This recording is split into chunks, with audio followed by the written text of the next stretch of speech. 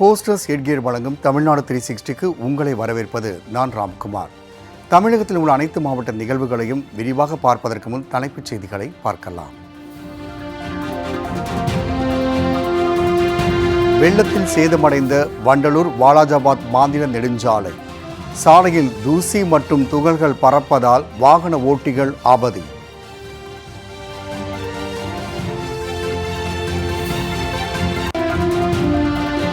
சேலம் அருகே திருமணிமுத்தாற்றில் ஏற்பட்ட வெள்ளப்பெருக்கில் தரைப்பாலம் மூழ்கியது. கரையோரம் உள்ள மின் கம்பங்கள் சாய்ந்து ஆற்றில் விழும் அபாயம்.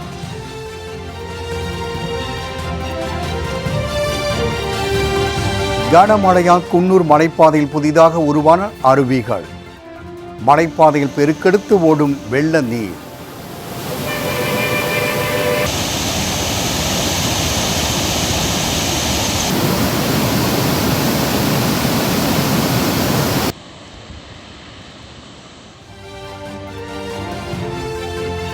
கும்பகோணம் அருகே உள்ள ஆபத் சகாயேஸ்வரர் கோவிலுக்கு யுனெஸ்கோ விருது. பழமை மாறாமல் கோவிலை புதுப்பித்ததற்காக விருது அறிவிப்பு.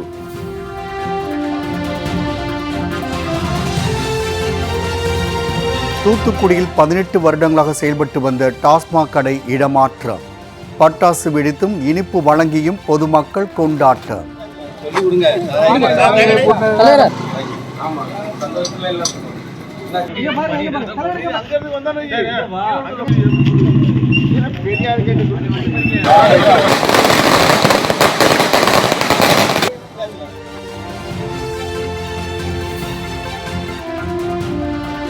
நாகப்பட்டினத்தில் சத்துணவு ஆசிரியர் ஆபாச வார்த்தைகளில் திட்டுவதாக மாணவர்கள் புகார். மாணவர்களின் மனக்குமுறலை விளக்கும் இன்றைய செய்தி தொகுப்பு.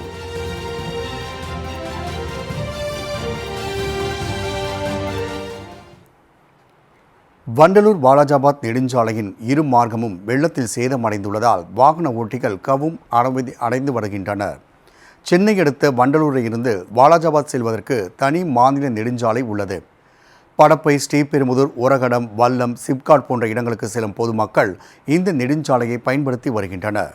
இந்நிலையில் பெஞ்சல் புயல் காரணமாக பெய்த கனமழையினால் ஒரகடம் அருகே நெடுஞ்சாலை சேதமடைந்து காணப்படுகிறது. சாலையில் தூசி துகள்கள் பறப்பதால் வாகன ஓட்டிகளுக்கு கண் எரிச்சல், சுவாச கோளாறு போன்ற பாதிப்புகள் ஏற்படுகின்றன. எனவே வெள்ளத்தால் சேதமடைந்துள்ள சாலையை போர்க்கால அடிப்படையில் சீரமைக்குமாறு வாகன ஓட்டிகள் கோரிக்கை வைத்துள்ளனர்.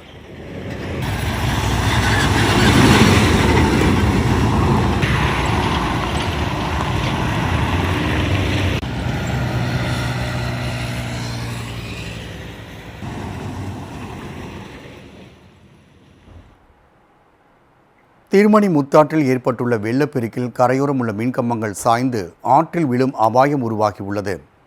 சேலத்தில் கடந்த சில நாட்களுக்கு முன்பு பெய்த கனமழையினால் திருமணிமுத்தாற்றில் கடும் வெள்ளப்பெருக்கு ஏற்பட்டது. இதனால் வீரபாண்டி அடுத்த அரசம்பாளையத்தில் உள்ள தரைப்பாலம் வெள்ளத்தில் மூழ்கியது. வெள்ளத்தில் தரைப்பாலம் சேதமடைந்துள்ளதால் மல்லூர் பிரதான சாலை மற்றும் ஆட்டையாம்பட்டி பிரதான சாலை இடையிலான போக்குவரத்து துண்டிக்கப்பட்டது.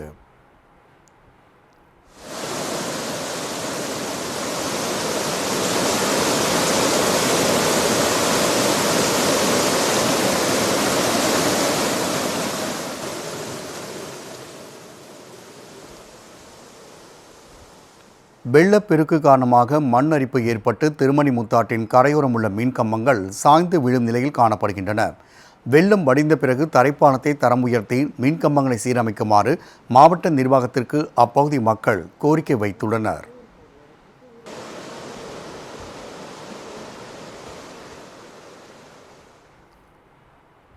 அண்மையில் பெய்த கனமழையினால் குன்னூர் மலைப்பாதையில் புதிதாக அருவிகள் உருவாகியுள்ளன. நீலகிரி மாவட்டம் குன்னூர் மற்றும் அதன் சுற்றுவட்டார பகுதிகளில் கடந்த சில நாட்களாக கனமழை பெய்து வருகிறது. இதனால் குன்னூர் மலைப்பாதை பசுஞ்சோலை வனமாக மாறி வருகிறது. இந்நிலையில் கொட்டி தீர்த்த கனமழையினால் லாஸ் அருவி, கேத்ரின் அருவி போன்ற அருவிகளில் தண்ணீர் ஆர்ப்பரித்து கொட்டுகின்றது. மேலும் குன்னூர் மலைப்பாதையில் பல இடங்களில் புதிதாக அருவிகள் தோன்றி தண்ணீர் வெள்ளப்பெருக்கோடு ஓடுகிறது. இதனால் சுற்றுலா பயணிகள் தடையை மீறி அருவிகளுக்கு செல்வதை தடுக்க பாதுகாப்பு வளையங்களையும் எச்சரிக்கை பலகைகளையும் வைக்கப்பட்டுள்ளது.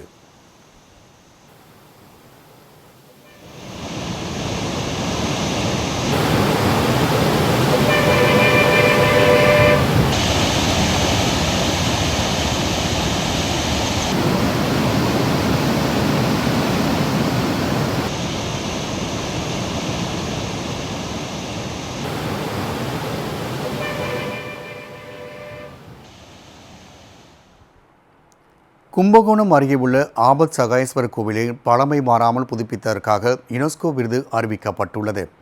தஞ்சாவூர் மாவட்டம் கும்பகோணம் அருகே துக்காச்சி கிராமத்தில் ஆபத் சகாயேஸ்வரர் கோவில் அமைந்துள்ளது. சுமார் 1300 ஆண்டுகள் பழமையான இக்கோவில் ராஜராஜ சோழன் காலத்தில் கட்டப்பட்டதாக கூறப்படுகின்றது. இக்கோவிலில் எப்போது இறுதியாக குடமுழுக்கு நடைபெற்றது என தெரியாமல் சிதைந்த நிலையில் காணப்பட்டது. இந்நிலையில் கடந்த 5 கோடி செலவில் ஆபத் சகாயேஸ்வரர் கோவில் புதுப்பிக்கப்பட்டது. இதைத் தொடர்ந்து செப்டம்பர் 3, 2023 அன்று இக்கோவிலில் குடமுழுக்கு வெகு விமர்சையாக நடைபெற்றது. பழமை மாறாமல் கோவிலை புதுப்பித்ததற்காக யுனெஸ்கோ ஆசிய பசிபிக் கலாச்சார பாரம்பரியத்தை பாதுகாக்கும் அமைப்பு சிறப்பு விருதை அறிவித்துள்ளது.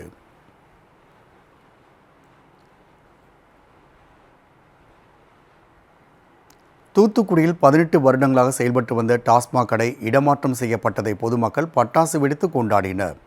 தூத்துக்குடி மாவட்டம் சாத்தான்குளம் அருகே முதலூரில் டாஸ்மாக் நிறுவனத்திற்கு சொந்தமான மதுபான கடை செயல்பட்டு வந்தது.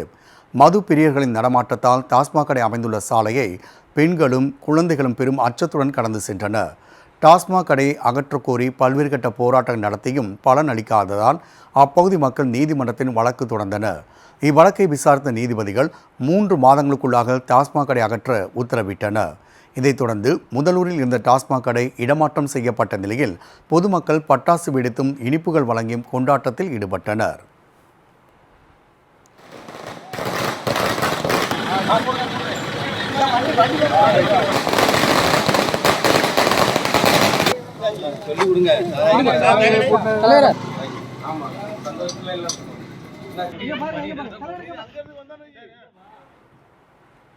மதுரையில் விமான நிலைய விரிவாக்கத்திற்கு எதிர்ப்பு தெரிவித்து அமைச்சரிடம் மனு அளித்த கிராம மக்கள் தங்களது கோரிக்கை நிறைவேறும் வரை போராட்டம் தொடரும் என அறிவித்துள்ளனர். மதுரை விமான நிலையத்தை விரிவாக்கும் பணிக்காக 633 ஏக்கர் நிலங்களை கையகப்படுத்தும் பணி நடைபெற்று வருகின்றன. இத்திட்டத்திற்கு எதிர்ப்பு தெரிவித்து சின்ன உடைப்பு கிராம மக்கள் பல்வேறு கட்ட போராட்டங்களை நடத்தி வருகின்றனர். 3ஆம் நாளாக தொடர் போராட்டத்தில் ஈடுபட்ட அவர்கள் போராட்ட களத்திலேயே உணவு சமைத்து சாப்பிட்டனர். இந்நிலையில் சாத்தூரில் வருவாய்த்துறை அமைச்சர் KKSSR ராமச்சந்திரனை சந்தித்து சின்ன உடைப்பு கிராம மக்கள் மனு அளித்தனர். மேலும் பிற பகுதி மக்களோடு இணைந்து நிலம் கையகப்படுத்துவதற்கு எதிராக போராடப் போவதாக அவர்கள் தெரிவித்துள்ளனர். காஞ்சிபுரத்தில் பாதாள சாக்கடைக்காக தோண்டப்பட்ட பள்ளத்தில் சிக்கி தவித்த பசுமாட்டை பொதுமக்கள் நீண்ட நேரம் போராடி மீட்டனர். காஞ்சிபுரத்தில் விரிவாக்கம் செய்யப்பட்ட பகுதிகளில் பாதாள சாக்கடை அமைக்கும் பணிகள் நடைபெற்று வருகின்றன. இதற்காக தோண்டப்பட்ட பள்ளங்களில் 30க்கும் மேற்பட்ட வாகனங்கள் சிக்கியதாக சொல்லப்படுகின்றது. இந்த நிலையில் 44வது வார்டில் உள்ள எல்லப்பன் நகரில் பசுமாடு ஒன்று பாதாள சாக்கடைக்காக தோண்டப்பட்ட பள்ளத்தில் சிக்கியது. சுமார் 2 மணி நேரத்திற்கு மேலாக பள்ளத்தில் சிக்கி தவித்த பசுமாட்டை மீட்க மாநகராட்சி ஊழியர்கள் எந்த நடவடிக்கையும் எடுக்கவில்லை என தெரிகின்றது. இதனைத் தொடர்ந்து பொதுமக்களே ஒன்றிணைந்து பசுமாட்டினை மீட்டனர்.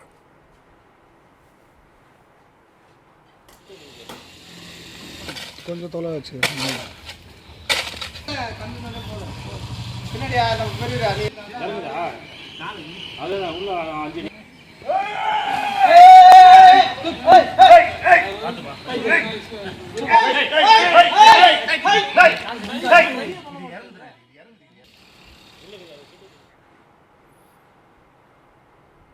மேட்டூர் அணையின் நீர்மட்டம் முழு கொள்ளளவை நெருங்கும் நிலையில் நீர்வளத்துறை அதிகாரிகள் 16 கண் மதகு, இடதுகரை, வலதுகரை உள்ளிட்ட இடங்களில் ஆய்வு மேற்கொண்டனர். காவிரி நீர்பிடிப்பு பகுதியில் பெய்த கனமழை மற்றும் தொப்பையாறு அணை திறப்பு காரணமாக மேட்டூர் அணைக்கு நீர்வரத்து அதிகரித்துள்ளது. நேற்றைய நிலவரப்படி அணைக்கு நீர்வரத்து 14,404 கனஅடியாக உள்ள நிலையில் நீர்மட்டம் 115.32 அடியாக உயர்ந்துள்ளது. மேட்டூர் அணையிலிருந்து டெல்டா பாசனத்திற்கு 1000 கன அடி நீரும், கால்வாய் பாசனத்திற்கு 300 கன அடி நீரும் திறக்கப்பட்டு வருகிறது.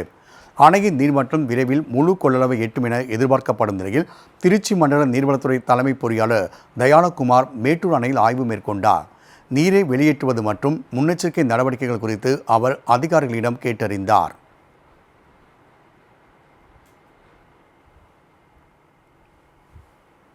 உடுமலை அருகே கருகிய நெற்பயிர்களுக்கு இழப்பீடு வழங்க கோரி விவசாயிகள் போராட்டத்தில் ஈடுபட்டனர். மடத்துக்குளம் பகுதி சுமார் 3000 ஏக்கரில் நடவு செய்யப்பட்டிருந்த நெற்பயிர்கள் கருகி நாசமாகி உள்ளது. பயிர்கள் கருகியதற்கு பூச்சிக்கொல்லி மருந்து காரணமா, நெற்பயிர்கள் குறைபாடா என தெரியவில்லை. இந்நிலையில் கருகிய பயிர்களுக்கு ஏக்கர் ஒன்றுக்கு 40,000 ரூபாய் இழப்பீடு வழங்க கோரி மடத்துக்குளம் வட்டார வேளாண்மை விரிவாக்க மையம் முன்பு விவசாயிகள் ஆர்ப்பாட்டம் நடத்தினர். மேலும் உரிய நேரத்தில் இழப்பீடு வழங்காவிட்டால் மாவட்ட ஆட்சியர் அலுவலகத்தை முற்றுகையிட்டு போராட்டத்தில் ஈடுபடப் போவதாக விவசாயிகள் தெரிவித்தனர். நெல் பயிர்களும் இன்றைக்கு ஒரு புதுவகமான நோய். எங்களுடைய வாழ்நாளிலே இப்படிப்பட்ட நோயை நாங்கள் கண்டதே கிடையாது.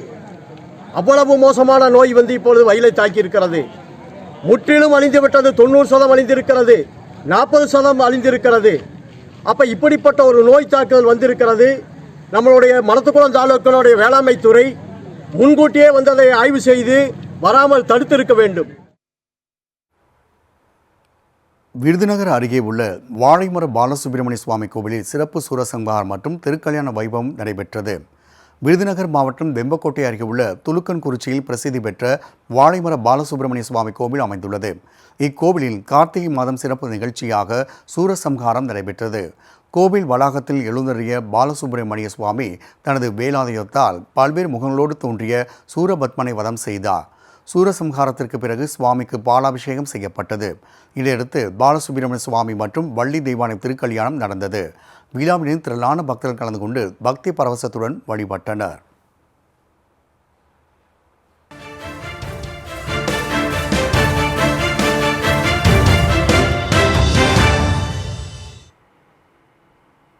ஃபோர்சர் எரிகேட் வழங்கும் தமிழ்நாடு 360யில் ஊர் நிகழ்வுகளை விரைவாக வழங்கும் உள்ளூர் எக்ஸ்பிரஸ் செய்திகளை பார்க்கலாம்.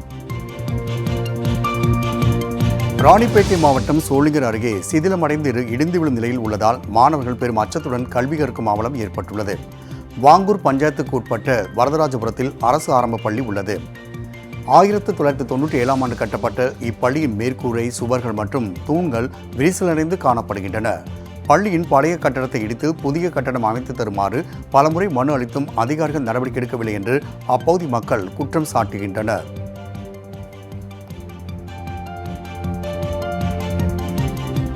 திண்டுக்கல் மாவட்டம் நத்தம் அருகே இறந்த கோவில் காளை உடலுக்கு கிராம மக்கள் கண்ணீர் மல்க அஞ்சலி செலுத்தினர். எம்ஜிஆர் நகரில் உள்ள சந்தனக்குப்பு கோவிலில் காளை ஒன்று வளர்க்கப்பட்டு வந்தது.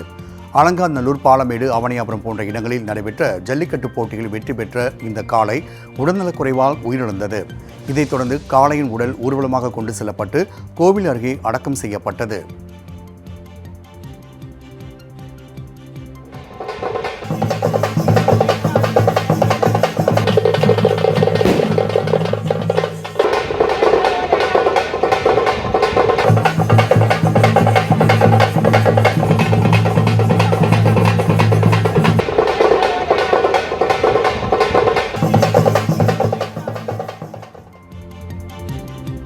கொடைக்கானல் பிரேன் பூங்காவில் 62வது மலர் கண்காட்சிக்கான மலர்களை நடவு செய்யும் பணி தொடங்கியது.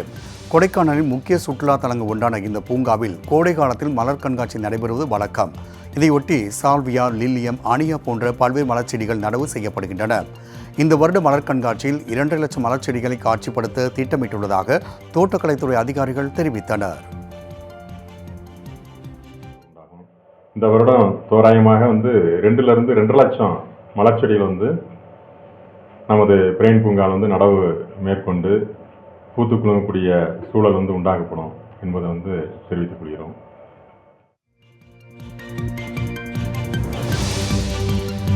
ரேஷன் கடையில் பாமாயிலுக்கு பதிலாக தேங்காய் எண்ணெய் விநியோகிக்க கோரி கோவை மாவட்டம் சூலூரில் விவசாயிகள் போராட்டத்தில் ஈடுபட்டனர். எம்எல்ஏ அலுவலகத்தில் இருந்து பேரணியாக சென்ற விவசாயிகள் வட்டாட்சியரிடம் மனு அளித்தனர்.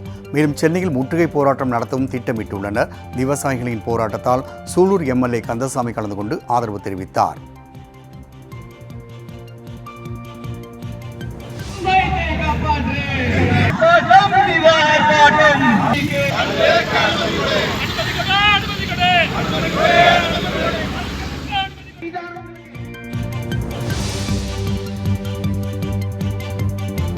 மதுரை சோழவந்தான் அருகே ஐயப்பன் கோவில் ஆராட்டு விழா வெகு விமர்சையாக நடைபெற்றது.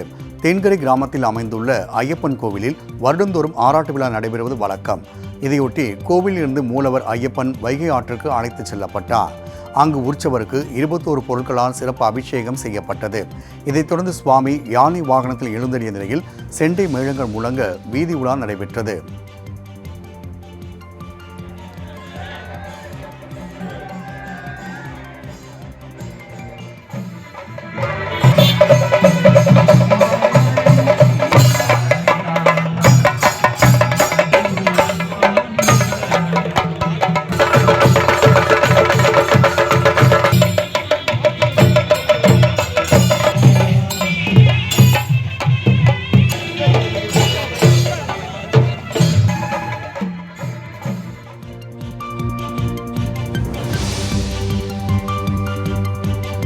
புதுக்கோட்டையில் அரசு பேருந்தில் இருந்த தங்கச் செயினை மீட்டு உரியவரிடம் ஒப்படைத்த ஓட்டுநருக்கு பொதுமக்கள் பொன்னாடை போர்த்தி பாராட்டு தெரிவித்தனர். புதுக்கோட்டையிலிருந்து முக்கண்ணாமலைப்பட்டிக்கு செல்லும் அரசு பேருந்து குமார் என்பவர் ஓட்டுநராக பணிபுரிந்து வருகிறார். அந்த பேருந்தில் ஏறிய பெண் ஒருவர் செயினை தவறவிட்டுள்ளார். இதனை மீட்ட ஓட்டுநர் உரியவரிடம் அதனை ஒப்படைத்தார். இதனால் பொதுமக்கள் அவரை பாராட்டினர்.